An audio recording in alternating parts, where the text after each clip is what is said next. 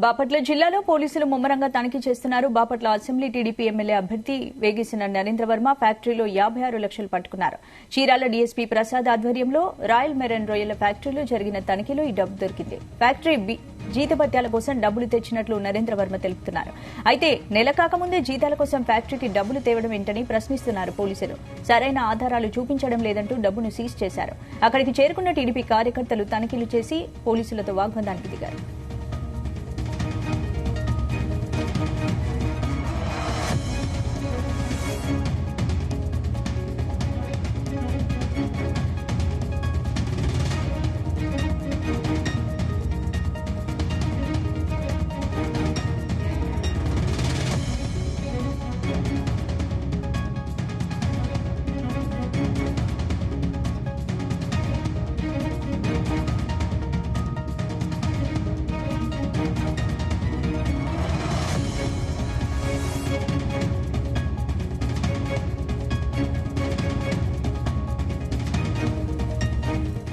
Bapatla assembly TDP MLA అభ్యర్థి వేగేసిన నరేంద్ర వర్మ ఫ్యాక్టరీలో 56 లక్షలు పట్టుకున్నారు.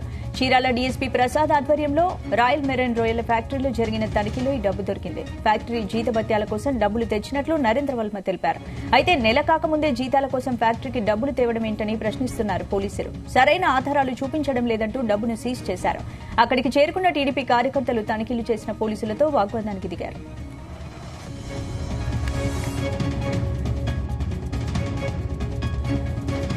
ఇదే అంశానికి సంబంధించి పూర్తి అప్డేట్స్ మా ప్రతినిధి నాగేశ్వరరావు అందిస్తారు. నాగేశ్వరరావు, గుంటూరు జిల్లా ఉమ్మడి గుంటూరు జిల్లా వ్యాప్తంగా కూడా పోలీసులు ముమ్మరంగా ఎన్నికల షెడ్యూల్ విడుదలైన నేపథ్యంలో తనిఖీలు చేపట్టారు. ఈ తనిఖీల్లో భాగంగా బాపట్ల నియోజకవర్గ టీడీపీ అభ్యర్థి వేగేసిన నరేంద్రకి సంబంధించిన ఫ్యాక్టరీలో కొంత మేరకు డబ్బు ఉందనే సమాచారం రావడంతో చీరాల డీఎస్పీ ప్రసాద్ తమ బృందంతో వెళ్లి తనిఖీలు చేశారు.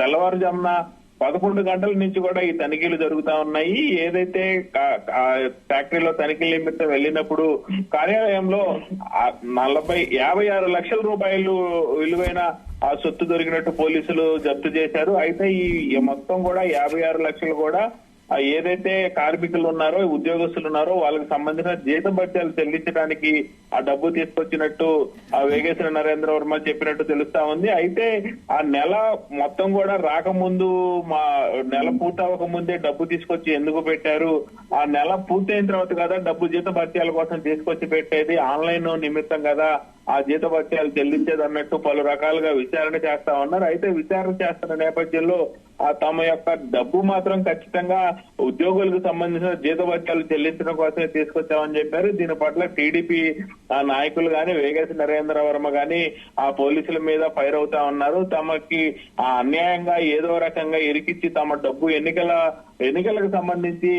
తమ యొక్క ఇబ్బంది పెట్టి ప్రజల్లోకి ఇంకో రకంగా తీసుకెళ్లాలనే వాదనను తీసుకొచ్చేందుకే అధికార పార్టీ రకంగా పోలీసుల ద్వారా చేస్తుందని చెప్పి వేగేసిన నరేంద్ర వర్మ ఆగ్రహం వ్యక్తం చేస్తున్నారు. దీని పట్ల చీరాల డీఎస్పీ ప్రసాద్ మాత్రం విచారణ అయితే కొనసాగిస్తా ఉన్నారు. స్పందన. Right, thank you Nageshwar.